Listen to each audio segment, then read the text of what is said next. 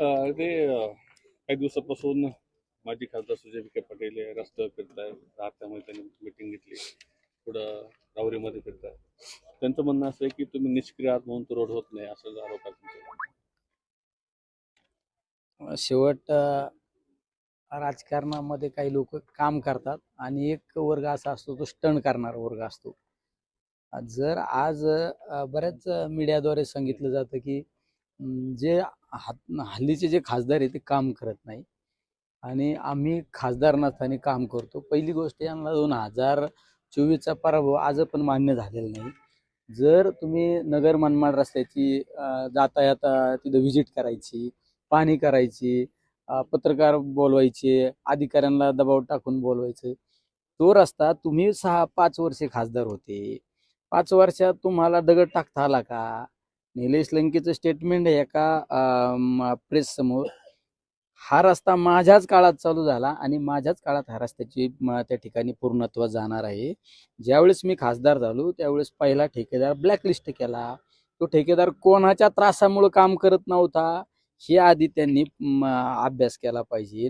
नंतर आम्ही नवीन त्याला ठेकेदार गडकरी साहेबांना सांगून नवीन ठेकेदार पाचारण केला.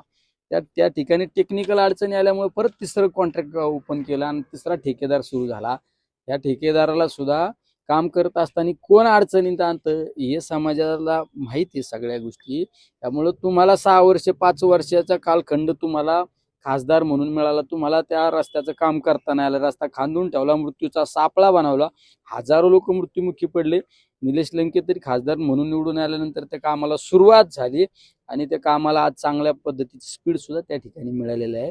त्यामुळं उठसूट कुणीतरी बालिश गप्पा करण्यात काही अर्थ नाही, हे सगळ्या समाजाला माहिती. ते महानगरपालिका निकालानंतर ते अचानक सक्रिय झाले, नेमकी काय कारण समजेल? नाही, ते कधी कधी राजकारणामध्ये लोक अचानक सक्रिय होतात, कधी कधी आपाप डाऊन होतात.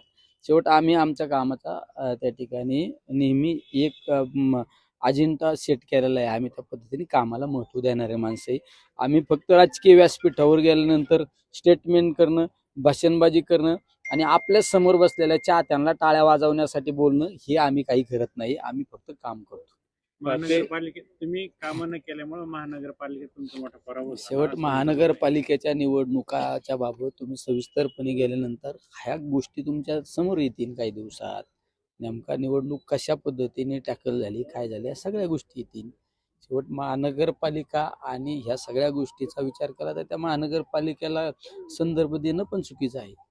सुजय विखे पाटील यांनी काल आरोप केलेला आहे, त्यांचं तुमचं नाव नाही घेतलं, पण